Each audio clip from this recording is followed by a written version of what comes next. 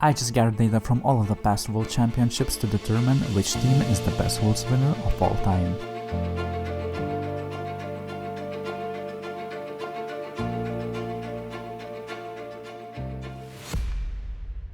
We will rank the teams using 3 simple metrics. The first one is the average kill lead in the game. So for an example, if a team wins the game and the scoreboard is 12 kills to opposing team 3, they have a kill lead of 9. The second metric we're going to be using is the average game length. The shorter their games, the better. To score this metric, we're going to subtract the number of minutes a game took from 100. This way, the lower the game time, the bigger the score. And finally, the third metric, we'll count how many games it took for the team to capture the World Championship. The shorter their journey was, the more points they earn. And don't worry, DRX fans, we won't be counting the playing stage. Also, this list won't include the first 3 seasons, because the Worlds formats back then were quite different. At number 9 we have 2016 SKT T1, Faker's last trophy on the world's biggest stage to date. I know that this might come as a shock, but yes, looking at the statistics, the 2016 SKT run just wasn't that dominant. They had by far the longest game times on the list at an average of 42 minutes and 26 seconds. And yes, the game has gotten faster over the past few years, but as you will see later on in the video, that didn't stop other older teams from smashing their opponents in blazing speeds.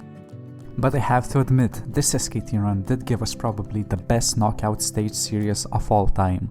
The 5-game nail-biter between SKT and ROX Tigers has gone down in history books. ROX doesn't actually have to stop pushing right now. They can delay the recalls. The arrows. Look at the arrow. He can teleport.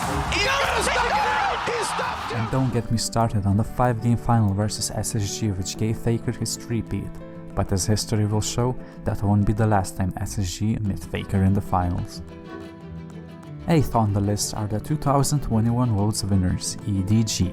They had a rocky group stage, finishing 2nd with a record of 4-2, falling to both 100 Thieves and T1 once. The knockout stage wasn't that easy either. They had a 5-game series versus every single opponent they faced, even going as far as falling 2-1 behind in both the semi-final and the final of the championship. But the moments of brilliance from Scout, who would eventually win the MVP title, and the rest of the group proved to be too much for the opponents to handle.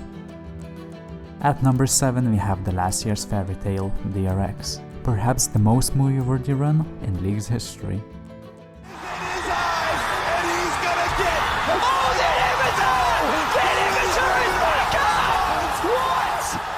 The team that no one had as their favorite.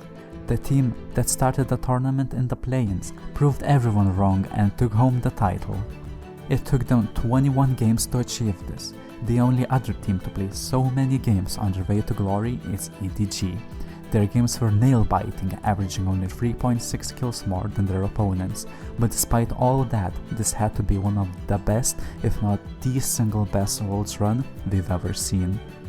At number 6 we have 2017 Samsung Galaxy, the team that gave birth to Shaker and started T1's drought of Worlds titles. Coming into the 2017 Worlds, they were ranked as only the 3rd strongest team according to the bookmakers. They lost both their games against RNG in the group stage and got paired up against Longzhou Gaming, the tournament favorite alongside the SKT T1.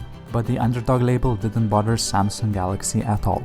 They swept the Korean super team, and after sending home a Chinese team in the semis, they had one final task: beat SKT in the grand final. And beat they did. The series only took 3 games and SSG's revenge for 2016 was complete. 5th is Europe's biggest nightmare, 2019 World Champions FunPlus Phoenix, the team that many regarded as the black sheep of the tournament, and for good reasons. They didn't play conventional League. Their playstyle made many analysts scratch their heads, and yet it was the reason they won the trophy. The very same playstyle also resulted in action-packed games. That's why the average amount of kills they won their games by is the 3rd highest on this list, with an average of a 7.6 kill lead every game. And if that wasn't enough, it introduced the world to the super carry himself, Doinb.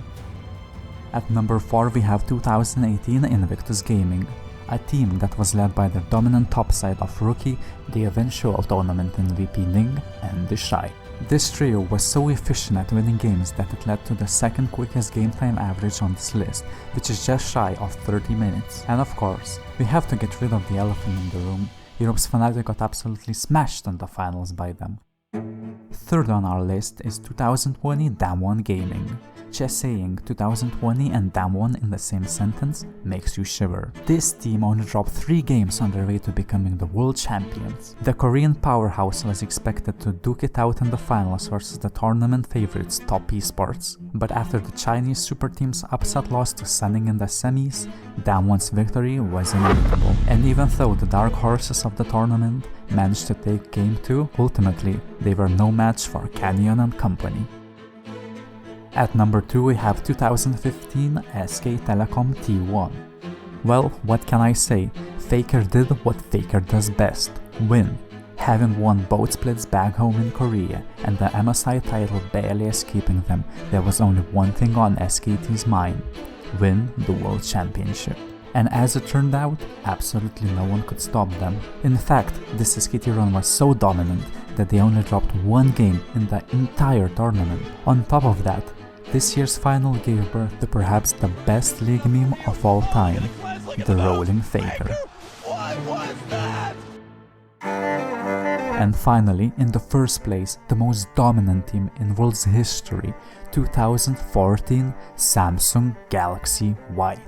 To even begin to understand how dominant this performance was, we have to look at their average game time throughout the tournament. It's close to 29 minutes. That's almost a minute faster than the second quickest average game time holder 2018 Invictus Gaming. And when it comes to the average kill lead, listen to this, they beat the second most dominant team on our list, 2015 SKT, by more than 5 kills a game. That's just mind-boggling, and the funniest thing is, they weren't even the best Samsung team coming into the tournament.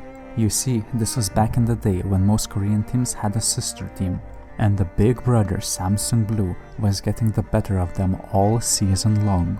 But when these two teams met in the World Semi-Final, it was a completely different story. Samsung White absolutely smashed their counterparts, sweeping them 3-0 in under 84 minutes. The last game barely reached the 22-minute mark, and even though they dropped 1 game in the finals versus Uzi's Starnhorn Royal Club, that doesn't mean that the rest of the series wasn't a complete They're going to flop. focus in on the Nexus itself, and Samsung White are the 2014 World Champions. So there you have it, the complete list of all modern format Worlds winners.